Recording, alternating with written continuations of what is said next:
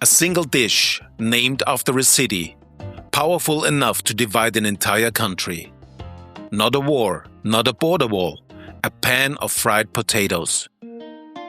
Switzerland, a nation of 4 official languages, 26 states, and one of the most stable governments on earth, has a crack running right through its middle.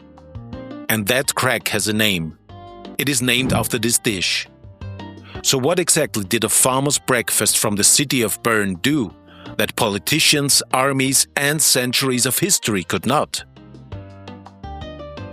Switzerland is so small you could drive from one end to the other in under 4 hours.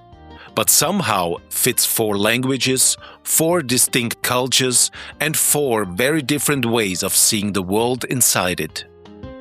German speakers, French speakers, Italian speakers, and a tiny pocket still speaking an ancient language called Romansh, dating back to the Roman Empire. They all live in peace, mostly. Because every few years when a national vote is held, the results split almost perfectly along language lines. The Germans vote one way, the French vote another, and the fault line between them, it runs exactly where the Rösti ends. Our story begins not in Switzerland, but in South America. The potato arrived in Europe in the late 1500s, carried back by explorers from the Andes.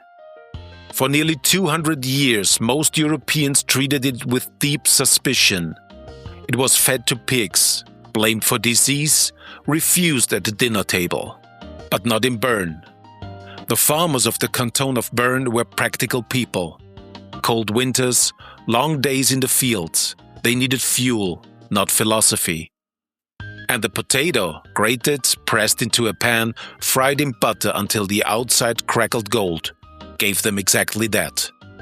It became breakfast every morning, before the sun was fully up, before the cows were milked, before the day began. This was the original Rösti, or Rösti. Simple, efficient, almost aggressively humble. Then the Berner version appeared and added something the rest of Switzerland didn't: bacon. Diced, smoky, rendered until it perfumed the whole pan. This was the Berner Rösti. Not just fuel, a statement. The dish spread through German-speaking Switzerland like a slow golden wave. It stayed east of a specific river, the Saane, and never quite crossed into French territory. The French had their own traditions: fondue, raclette, lighter fare. And there, the two Switzerlands quietly coexisted until the First World War shattered that quiet.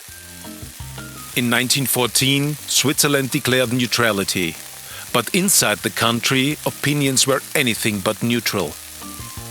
German-speaking Swiss felt the pull of Germany. French-speaking Swiss felt the pull of France. Journalists watching the country fracture in real time needed a word for the invisible line dividing them. They chose Röstigraben, the Rösti Trench. A potato pancake became a geopolitical metaphor.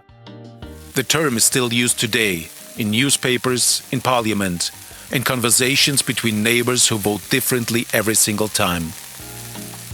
One dish, one city, one pan of potatoes, pressed flat, turned golden, eaten before dawn, became the name of a border that no map has ever officially drawn.